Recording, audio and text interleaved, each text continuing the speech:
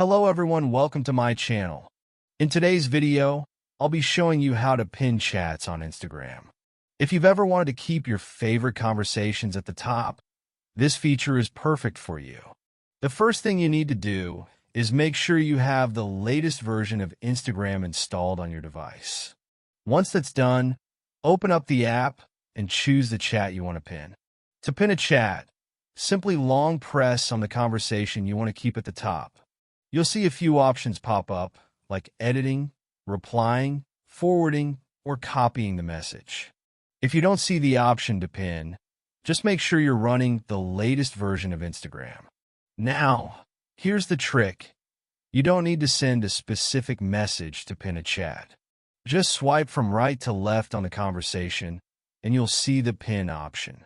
Tap it, and your chat will be pinned at the top.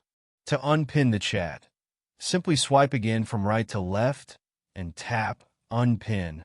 It's that easy. And that's it for today's video. If you found this helpful, don't forget to subscribe to the channel for more tips and tutorials. Thanks for watching.